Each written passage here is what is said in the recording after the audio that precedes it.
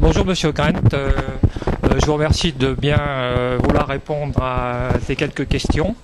Évidemment, on est obligé de commencer en parlant de la preuve de Veldhoven, auquel on a la fierté de voir que vous avez remporté ce titre mondial qu'on attendait depuis longtemps. Alors, je vais vous demander votre avis un petit peu sur ce qui s'est passé contre la Réunion, parce qu'on a trouvé que vous avez été particulièrement méchant avec les Réunionnais et que vous leur avez infligé franchement un 25 avec vos coéquipiers ont été particulièrement brillants, avec, j'ai noté, des donnes remarquables jouées par vos coéquipiers. Alors déjà, si vous aviez été présent, est-ce que vous auriez été plus gentil avec les joueurs de la Réunion ? Alors, au bridge, il n'y a pas de gentillesse. On joue pour essayer de faire le meilleur bridge possible. Moi, je n'ai pas joué contre la Réunion parce que c'était le 3e match de la journée et il y avait un principe. Je jouais le premier, le 2e, donc le 3e, je ne jouais pas, c'était la Réunion, mais j'ai joué contre la Guadeloupe et je signale que nous avons fait le même score contre la Guadeloupe que contre la Réunion. À part ça, il paraît que le match était quand même très sympathique et très agréable. Il y a eu quelques fautes faites par les Réunionnais et il y a eu quelques coups très bien joués par mes partenaires. Il faut savoir que j'ai des partenaires qui jouent remarquablement bien au bridge. On change un petit peu de sujet, mais enfin, on en revient quand même toujours un petit peu à cette question-là. On a constaté, les observateurs ont constaté que quand vous étiez dans votre équipe, vous jouiez à un système qui était quand même assez éloigné du CEF. Vous jouez un système très agressif, et alors on est en train de se poser la question de savoir est-ce qu'on peut vraiment gagner au bridge en jouant le CEF, parce que les joueurs s'interrogent, on leur dit on fait ce que je dis, pas ce que je fais, enfin voilà, est-ce que vous pourriez nous venir un petit peu plus sur cette histoire de CEF, pas CEF, système de compétition, pas compétition, etc. Alors, il n'y a pas de bagarre entre CEF, pas CEF. Notre base d'enchères est d'abord lié au CEF, mais ensuite il y a des aménagements qui sont faits et qui correspondent au tempérament des joueurs. Et c'est vrai que récemment nous allons reproduire un nouveau CEF avec l'intégration du Black Hook d'A 5As et des choses comme cela. Donc l'évolution, le CEF suit l'évolution du bridge. Maintenant, il est vrai aussi que certaines évolutions qui ont lieu, c'est dès que les adversaires interviennent, on part en Texas et des choses comme ça. Bon, ce sont des enchères difficiles, mais rien n'empêche à des joueurs qui jouent le CEF d'aménager leur système avec des nouveaux gadgets. Justement, à ce propos, c'est vrai que les bridgers sont un petit peu compliqués parce que d'une part, on leur dit qu'il faut pas jouer le CEF, mais d'autre part, quand on s'écarte du CEF, eux à la table, ils sont pas très contents. Alors en particulier, il y a une polémique dans un club à La Réunion en ce moment, c'est l'histoire du 2 carreaux. Alors on a essayé de contenter tout le monde, on n'arrive pas. Il y a des joueurs qui supportent pas qu'on joue contre le 2 carreaux, d'autres qui ne supportent pas de jouer leur système préféré parce qu'ils disent si on joue pas, on peut pas s'entraîner, c'est pas possible. Alors qu'est-ce que vous pensez pas qu'il y a un problème justement avec ces problèmes de convention suivant le niveau de jeu qu'on pratique, c'est parfois très difficile.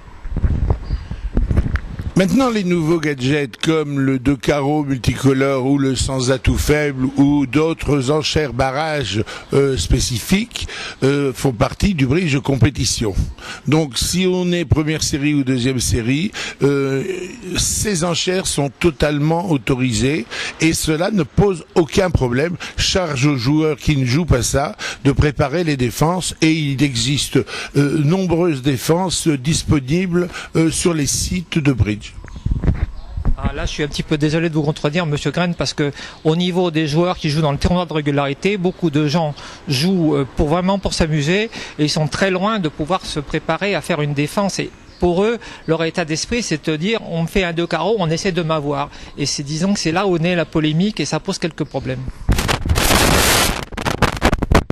Le 2 carreaux multicolore, qui est une enchère que je pratique très peu, puisque j'ai qu'un seul partenaire avec qui je joue cette enchère, a quand même des avantages notoires. Ce n'est pas du tout et plus du tout pour gêner l'adversaire parce que tous les joueurs se préparent aisément et s'il y a même des joueurs qui sont un peu débutants peuvent vite apprendre des enchères de défense. Mais le 2 carreaux multicolore a l'inconvénient d'avoir une incertitude sur les coups couleurs, mais permet les ouvertures à 2 cœurs, 2 pics, qu'on appelle Moiderberg, c'est-à-dire une ouverture avec une majeure 5e et une mineure 4e ou 5e en fonction des vulnérabilités. Donc ça donne une ouverture un peu plus grande et quelque chose de plus dynamique. On va essayer de changer un petit peu de sujet. Je voudrais parler un petit peu du rôle de l'université du bridge, en particulier sur une question un petit peu peut-être plus ponctuelle. Sur des forums, sur l'internet, que de plus en plus de joueurs utilisent un logiciel qui est dealer et qui leur permet de s'entraîner à la distribution de donnes et qui semble un outil extrêmement précieux. On est un petit peu surpris, mais peut-être vous allez pouvoir nous informer à ce sujet, que la fédération ne développe pas davantage au niveau de l'université du bridge, n'utilise peut-être pas beaucoup cet outil, ou enfin peut-être que vous avez plus à nous dire sur ce sujet. Alors, tout d'abord, il faut savoir que l'université du bridge n'est pas là pour fournir des banques de données. Si on veut avoir des donnes pour s'entraîner avec son partenaire, on peut aller sur BBO et on peut avoir des donnes et jouer à distance avec son partenaire sans qu'il y ait l'ombre d'un adversaire. C'est une convention accord avec BBO. Maintenant, il y a d'autres sites qui vous permettent aussi de vous entraîner avec des banques aléatoires. Maintenant, je dois vous dire qu'il y a toute une polémique qui existe aussi dans les systèmes de distribution des donnes pour les simultanés.